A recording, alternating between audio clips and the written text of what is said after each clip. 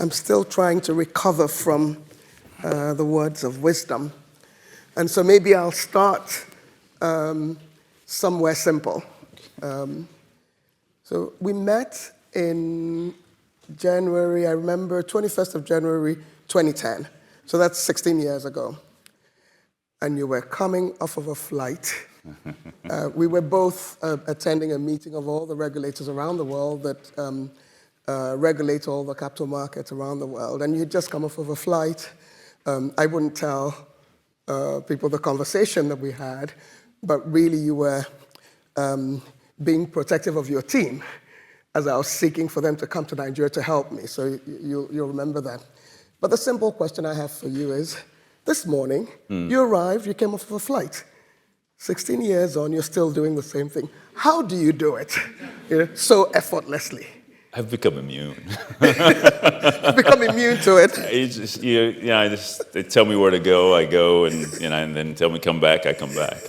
It's become part of the routine. Wow. You do it effortlessly. I retired so I can be in an intellectual spa like University of Oxford. I'll get there soon enough. So one of the themes that you focused on and that we asked you to focus on is really redefining growth, what growth means for Africa over the next decade. And I heard you say crossroads are not places of rest. You also talked about the value of collaboration. What will be great for us is to hear more specifics on some of the projects that you're leading on the continent that kind of help move that conversation forward for Africa. So I would say that right now we are laser focused on job creation. That has become our North Star. And is driven very much by demographics. If you look at the demographics on the continent, this happens to be true in some measure around the world, but on the continent in particular, 70% of the population is under the age of 30.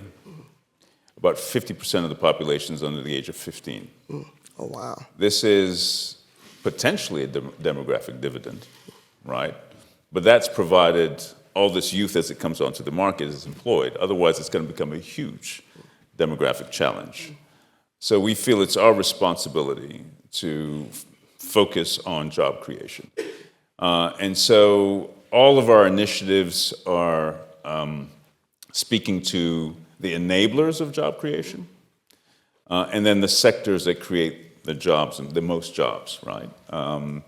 And trying to do this in partnership with our government clients, right? So this is something that this is our view, but obviously it has to be owned by the governments on the continent. When it comes to the enablers, we're focused on energy and we're focused on transport and logistics and digital. And I'll talk a little bit later as to why that matters. And then in terms of the sectors that create the greatest number of jobs, agriculture is really we have a big initiative called AgriConnect, focused on agriculture in Africa. Tourism, SMEs, because in any economy, 80 to 90% of jobs are created by small and medium-sized enterprises, but they struggle in getting financing, so we're trying to tackle that problem. Value-add manufacturing, but then of course, minerals are a big part of the conversation today for reasons that are obvious. But that's big picture, what we're doing. Wow.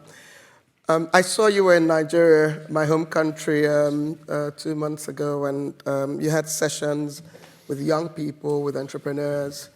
And so it kind of speaks to what you've shared around the jobs agenda.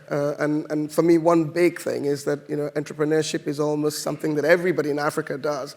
And I saw some of the sessions online and really impressed at the fact that you're focused on the small and medium-scale enterprises, you're focused on startups, but you're also focused on the big entities, and you're focused on being that connector, including with government. You've spent a phenomenal amount of time, both at the US SEC, at the World Bank in the different roles, but particularly focused on trying to make capital feel comfortable being in places that people are not familiar with. And I'm particularly fascinated by the work of the Multilateral Investment Guarantee Agency. So the question that the students want me to ask is, what are the changes, what changes can reliably bring private capital off of the sidelines? What are some of the examples of some of the work that you did at MIGA to help bring private capital off of the sidelines that people can learn from today? Well, I'm going to break that up in two parts, Aruna, because I'll talk about what generally makes capital comfortable coming to a market. And it's pretty easy to identify. It's harder to actually institute. So basically, they need regulatory certainty. They need legal certainty. And they need some sort of stability, right? And examples, you can look at what Nigeria did, right? They rationalized a number of currency exchange programs. They liberalized the FX market. And all of that helped bring investment back into Nigeria. You can look at what was done in my country, in Ethiopia, where they basically came up with regulatory solutions and made them stable over time with respect to telecommunications and with respect to banking. But that's what capital is usually looking for. At MIGA, what we did was, even with all of that in place, you have regulatory certainty, you have legal certainty, there's always some political risk, right? So our job at MIGA was basically to say, listen, we think your perception of the risk is very different from the reality on the ground, and we're so certain of it that we're actually going to provide you with a guarantee, right? And we did a pretty brisk business, particularly as it relates to Africa, given that there is this very strong perception of risk, which we think is somewhat divorced in many cases from the reality in the countries themselves. But the other thing that I think private capital looks for when it comes to investment in emerging markets is getting the calibration between benefits and risks as between the private sector and the public sector right. So when I was at MIGA, we hosted a number of roundtables where I would bring C-suite executives to meet with the ministers of finance and ministers of the other sectors for a conversation about projects that the government wanted to finance with private money. And they would come with 15, 16, 17 different projects, and the CEOs on the other side would say, those are fantastic projects, but only 2 of them are bankable out of the 16 that you're putting in front of us. And it always came down to, am I bearing the risk that I should bear? Are you bearing the risk that you should bear? And these are usually PPP arrangements, right? Public-private partnerships. And is the distribution of benefits between the parties calibrated correctly? And many of these founder on not getting that calibration right. So you get that calibration right, all of a sudden you'll see that there's a lot of capital that is prepared to flow to these projects. And our job is to help get that calibration to the right place. Wow. I like what you said about, am I getting the benefits that I should get? Or am I assured that I'm not giving up benefits by virtue of that? I wanted to just pause and say something I should have said at the beginning, which is that we will pause for questions and answers. So please prepare yours. I usually like people from different places in the room, male, female, but please remember to say who you are, what your affiliation to the conference is, and please be concise so I can have as many questions as possible because I have a timer.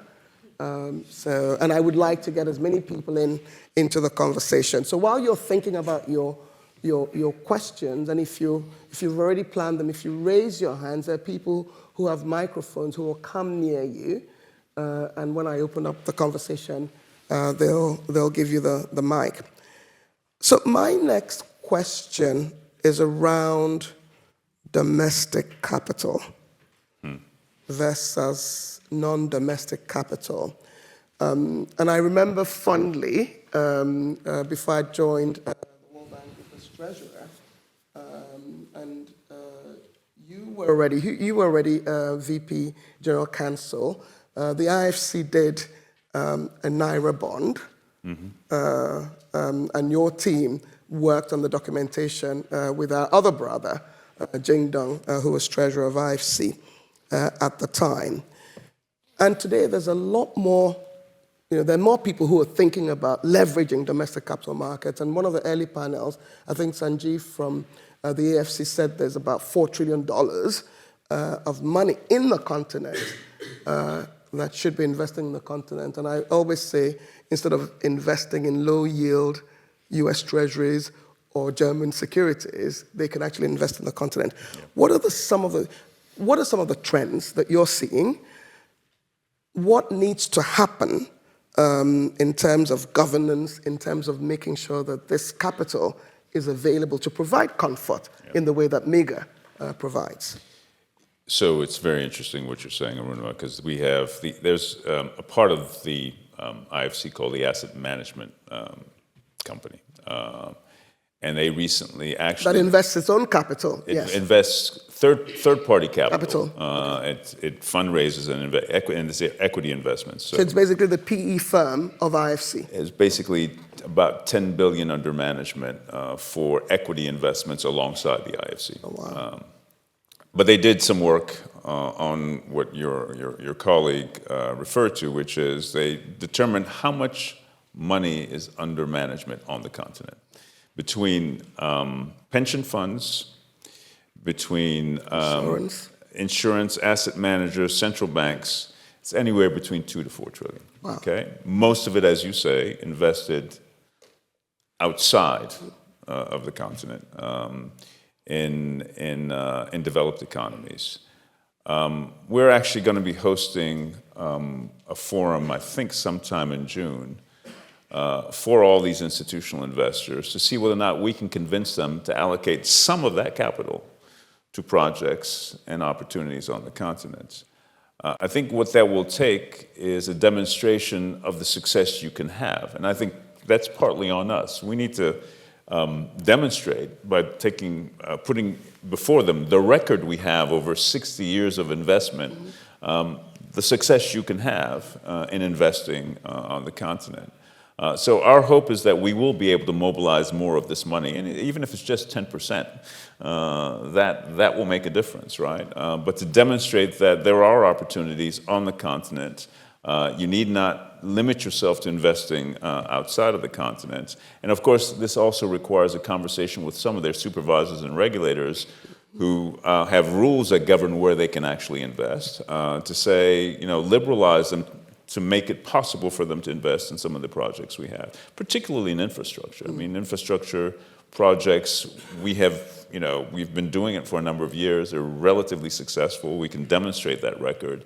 They have interesting cash flows. They can probably meet their rating requirements. So this is an ongoing conversation, but that is a deep pool of capital that we would like to tap, certainly. And I like the idea that they can accompany the IFC that has had 60 years of experience. Yeah. So that kind of gives comfort. But you also have leverage over many of the entities because of the breadth of what you provide. Before I open it up to Q&A, I wanted to ask a question on behalf of many that I was asked to ask. So you've had a phenomenal career. You've been a lawyer. You've been at the forefront of sustainability. You've done insurance. You've done capital markets. You've done several regions of the world. A number of people here are in graduate school, remember. They're looking to pivot and change careers. They're mid-career professionals. There are people like me who are retired but maybe want to try again. Are you making a pitch? Actually not. I'm enjoying what I'm doing. What can you share from your own personal experience over the last 25 years or 30 years since you started this journey that can help several different people as they think about what are the key success factors? How could they have a fulfilling career, have an impactful career? By the way, have an amazing family. By the way, his wife works out of Ghana. He works out of Nairobi. He used to work out of DC. And they're such a positive couple because he just told me that they said that they've halved the journey. It's now 5 hours and not 10 hours.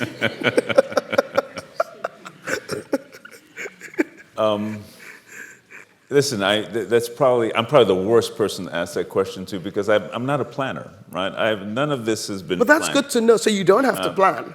No. And, I've been fortunate in terms of the mentors I've had over the years. So mentorship. And the one thing I would say is important is choose your jobs in function of who you get to work with. That is probably the most important factor, right?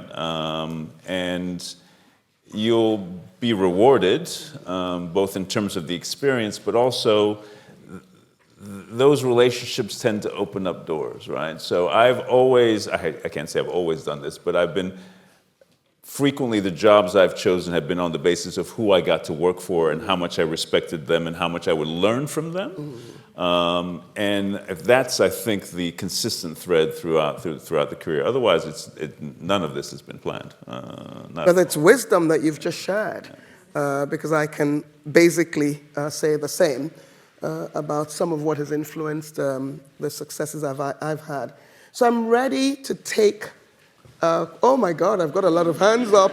So I think what we'll do, we'll take a few, and then he'll respond to them, and then we'll take another set. Well, there's a hand here. There's a woman who's raising her hand loudly. There's a man who's raising his hand loudly there. And in the back, I'm looking for people. There are no takers. Okay? There is another woman who's raising her hand loudly. No, you're the one turning and raising. Okay, there's a guy. Okay, so there's a guy there, and then there's another woman here. Yeah. And then we'll take another set. Sorry. Hello. Thank you so much for your speech. My name is Lucy. I'm a visiting fellow here at the university, but I'm also the regional director for Africa at the Halo Trust. We're the world's largest humanitarian demining NGO. So we clear landmines and unexploded bombs from conflict-affected communities, and that immediately protects life, but crucially it also makes land safe for livelihood recovery and then broader macroeconomic growth in all of the areas that you mentioned, like agriculture, infrastructure, trade corridors, etc. You mentioned in your speech about a diminished space for generosity after the 2009 financial crisis. And I took away from your speech that instead, people like Halo should be looking to participate and build public-private partnerships instead, with confidence and good faith. My question is, how should NGOs like Halo best build and participate in these partnerships, especially in countries that have been affected by conflict in Africa, in the past, such as Angola, but also today, like Somalia? Thank you. Okay. Thank you. We're going to take 4 at a time? Yes, we will take 4 at a time. Okay. There's a man here, and then there's yes. Which one was it? Thank you. Good afternoon. My name is Steve Chumba from Cameroon. I run an incubator accelerator in Cameroon called Active Spaces, and I've been on the board of AfriLabs, which is a network of hubs on the continent for some years. So many questions, but I'll try and make it short. The first question, I'd love to hear a little bit more about the She Wins program for women entrepreneurs that you run on the continent, and perhaps specific on how to attract funding for women entrepreneurs on the continent. Mm-hmm. My second question is around angel investors on the continent. I mean, you've touched a little bit about partnering with angel investors. Can I tell you to just ask 2 so I can give just others? Just the 2. Yes. Your take on angels investors, and how is the bank working with angel investors on the continent? Thank you. Yes. Sorry, please go ahead. The light is on my eyes. Yes, please, sir. Thank you. Thank you. And I like that you're standing because it helps me see who it is. Yeah, Thank I'm you. Timmy Obasaki, Managing Partner at Agile Business Support Services. We support SMEs, both in the UK and in Nigeria. Like Steve, I have so many questions, but I'll keep it simple and short. What effort is being made, to your knowledge, to create more, because you talked about job creation as number one factor, to create more entrepreneurs out of those programs than just, workers? And also, in terms of, on the continent, it's easier for people who have non-African passports to pursue entrepreneurial pursuits or ventures, if I may say, at the moment, than people who carry African passports cross-border within Africa, which should be borderless on paper. So what plans are there to reverse this? I'll keep it at that for now. Thank you. I think we'll take the three Yeah, because otherwise I'm not going to remember. No, because there are seven. There are 5 questions already. So the first one was around NGOs. How can they best work with you and participate in this new future? The second was women entrepreneurship programs. How can they attract more funding? And how do you work with angel investors? And then the fourth and fifth are your jobs agenda, the focus on entrepreneurship, which is a bit similar to the earlier question. And then we want you to solve the problem of an African being as able to get around Africa as British, which is not the case today. I think the British can get to many more countries easier than many Africans. So I hope my summary was correct. Thank you.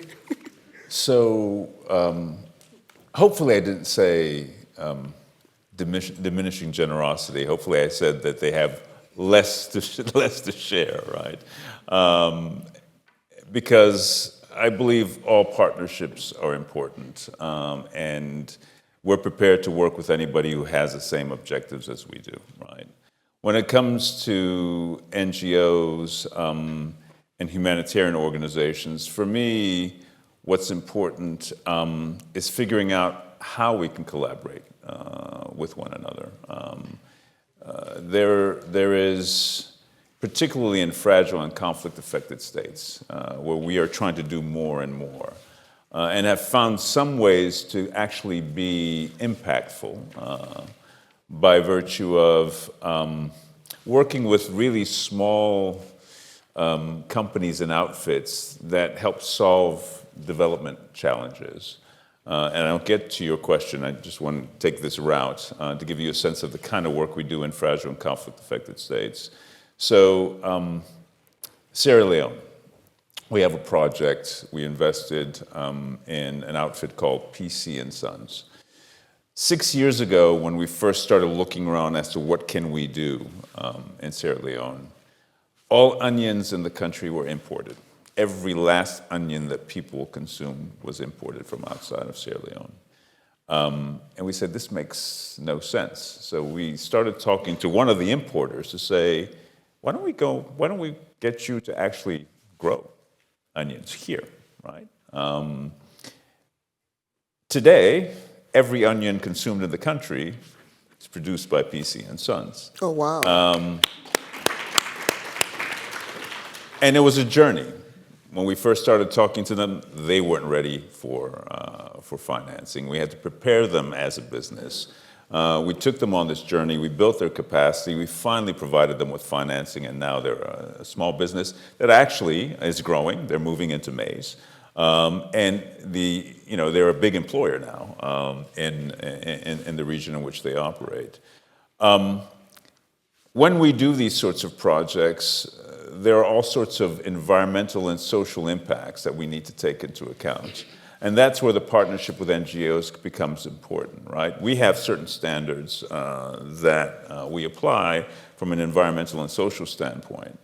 But understanding the impact it's having on the community, monitoring what's going on is something that we can do up to a point, but we can always use the help. So I'm always looking for ways in which I can work with NGOs and others to actually make sure that what we're trying to do, which is very positive, is done with impacts that are positive as well on the community and the surrounding areas. So for me, these are all important partnerships, right? Don't limit it just to our client and our financing. It's the entire ecosystem that we need to pull in if we're going to have success with the projects that we undertake, particularly in the fragile and conflict-affected states. So entrepreneurs, Yeah, so money for women I don't want to entrepreneurs. just talk about She Wins. I'll talk about what we do writ large when it comes to trying and getting more financing to women-led businesses. So about almost 50% of our portfolio is financial institutions. And people tend to look at us and say, that's pretty strange. You just work with banks and financial institutions. How can you be a development organization if that is the portion of your portfolio that's dedicated to financial institutions? The truth of the matter is through FIs, through financial institutions, you have enormous reach, right? Because usually banks are providing financing to the entire real sector, right? What we will do is we'll say, listen, bank, we're going to give you X amount, we're going to lend you X amount, but those proceeds have to be directed to things that we would like to see undertaken in the country. So we have lots of business that we do with financial institutions where we direct them to actually on-lend to women-led businesses. And what's interesting is in the beginning when we started doing this, I think that some of the first projects were in Asia and in Latin America, the banks were somewhat reluctant. It turned out it's some of the most profitable business that they do. We were able to demonstrate to them, this is not only something you should do because it's right, it's also enormously profitable, right? So we direct a lot of our lending to financial institutions to particular objectives. Some of it's climate, some of it is women-led businesses, some of it is youth-led businesses, and then other areas. So that's the way in which we try to get financing to women-led businesses and women entrepreneurs. When it comes to startups and the like, we actually do a lot through funds. So there are lots of funds on the continent that provide financing to startups and smaller players. We do very little directly, but we work with a lot of funds who are working with startups and smaller companies. And we have, I think, across the world about $3 billion that we've provided in financing, and a good portion of that is in Africa. I think our portfolio must be about $750 million and doing more and more and more. This is an area of particular interest to me, and it's particularly interesting to me to pursue equity financing as opposed to simply doing debt financing, because that's probably the most precious form of financing we can provide on the continent. And I say this all the time, and Arunma will get a kick out of this as a former regulator. With debt, you run companies. With equity, you build companies. And what we need to do on the continent is build companies, right? So I'm pretty keen on looking at equity opportunities, and not just the big companies, but also the small ones that are just getting off the ground, that with our support may end up becoming what I call local champions, from local champions to national champions, and then continental champions, and then why not global champions. Little story, HDFC, so the mortgage financing financial institution based in India, today the fourth largest financial institution in the world, okay? In the 70s was a little small equity investment from IFC. We've been out. We got out a long time ago, but we helped them grow. And these are the kinds of things we need to do. Identify companies that solve development problems. They were solving a mortgage financing problem. Give them the equity to help them grow, sit alongside them, help them build their capacity. And then once they reach a certain level of maturity, get out and recycle your capital. But we do a lot with smaller startups through funds, and I'm happy to talk to you offline about the various investments we've made in the various funds that we work with. Third question. Well, I remember the final one, which is about how you can solve the true integration problem. So Yes. that one's a little harder for me to solve. I can talk about I can talk about SME finance. I think the Africans need to solve it for themselves because, But I'm not sure I'm fully in agreement with it. But what he was saying, Yeah. the earlier question was around how you're solving the jobs problem through entrepreneurship. So SMEs. As I said, 80 to 90% of jobs in almost any economy are created by small and medium-sized enterprises. Yet, particularly on the continent, you have the vast majority unable to get financing. The top of the SMEs will get lending from commercial banks. The very small SMEs can avail themselves of microfinance, but you have what I call this missing middle, right? They struggle to get financing, primarily because commercial banks assess creditworthiness based on collateral, and they don't have any collateral to provide. They're cash-based businesses, many of them very lucrative businesses, right? But because of the way in which banks assess creditworthiness, they just don't extend credit. And they're too big for the microfinance outfits. So what we're doing is we're trying to identify a different kind of financial intermediary prepared to lend not on the basis of collateral, but on the basis of behavior, on the basis of alternative information that gives you a sense of the creditworthiness of the SME. And we've seen successes around the world, which we're now looking to bring to Africa. When I was the general counsel at the IFC, I remember I went to Bangalore and visited an outfit called Vistar. Vistar was a non-financial, non-bank financial, NBFI, sorry, non-bank financial institution that worked with companies, small outfits, I think 5 to maybe 20 employees, tailors, little grocery stores. They basically had a model whereby they would put their credit officers in the community. They would get to know these outfits and how they fit within the community fabric, what their reputation was, and were making decisions on lending on that basis. Vistar was doing so well. It had private equity throwing money at it based on this model. So there are ways in which you can actually tackle this, and that's what we're looking to do. And I think we'll hopefully have a fair amount of success, at least closing the financing gap that SMEs face, if we don't, eliminate it entirely. Wow. I knew we didn't have enough time. You're going to let me finish answering his question on, so No, I'll let you moving about. No, I'll let you finish. Yeah. But I also have one last question for you. Okay. And the students here are my bosses. Okay. And the clock's done. And one of them's waiting I wasn't for even me paying attention. Okay. as well. No, it's my job. So, I actually find that the opportunities for Africans on the continent, you know what gives me energy? Is the level of entrepreneurship I see and the lack of fear. I mean, the young people I run into, what I love is they're looking ahead. They're not looking back. They're like, I don't care what happened in the past. What are we going to be doing going forward? And I see a lot of movement of Africans throughout Africa, young Africans looking for opportunities or actually taking advantage of opportunities. So that's one of the things that makes me enormously hopeful, is that the youth has energy, very entrepreneurial, looking forward. wow. Thank you. So I know there's an MOU that we're signing with you, so I'm not going to take more time. But I really liked your reference to the choice that the business school made to name this the Nelson Mandela Theatre. And I like that you anchored what you shared with us on leadership. Any last few words for us to take with us around your experience, but some of those you lean on, like Nelson Mandela? Oh, wow. Okay, I'll start with mine. I think all rises and no. I think all rises and falls on leadership. Yeah.